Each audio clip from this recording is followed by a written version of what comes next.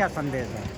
जी, जो आप लोग देख रहे हैं कि अपने देश में बार बार चुनाव होते हैं, उन चुनाव में बहुत सारा खर्चा होता है, बहुत सा पैसा ऐसा होता है जो चुनाव में डीजल पेट्रोल में बर्बाद हो जाता है, और हमारे कर्मचारियों को भी ड्यूटी बार बार लगती है, उनका भी उत्पीड़न होता है, और ये पैसा देश में किसी गरीब के काम नहीं आता है, पैसा बिल्कुल ख़राब हो जाता है। इसी को सोच को सुधार करने के लिए हमारे माननीय प्रधानमंत्री जी ने एक देश एक चुनाव का एक प्रारूप लाए हैं। लोकसभा में इसका बिल पास कराया गया और हमारे विपक्ष ने इसका विरोध किया, तो संयुक्त संसदीय समिति को वो बिल सौंप दिया गया। 39 सदस्यीय एक संयुक्त संसदीय समिति बनाई गई है।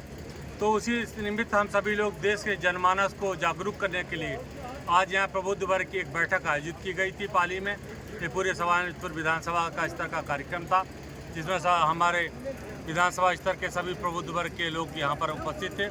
ये लोग और आम जनमानस देश का चाहता कि इस देश में एक देश एक चुनाव ही होने चाहिए, क्योंकि इतनी संसाधनों की बर्बादी होती है, इतना देश का इससे नुकसान होता है, विकास कार्य बाधित होते, बार बार चुनाव होने से समस्याएं होती हैं, मतदान प्रतिशत गिरता है, अन्य कई प्रकार की इस प्रकार की कठिनाइयों को दूर करने के लिए एक देश एक चुनाव इस भारत के हित में, इस देश के हित में है।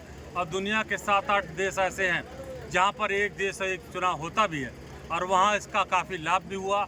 अभी मलेशिया ने इसी बार लागू किया है, एक देश एक चुनाव का संविधान बदला है। तो हम लोग भी अपने देश में एक देश एक चुनाव का संविधान बदल के इस प्रारूप को लागू करें।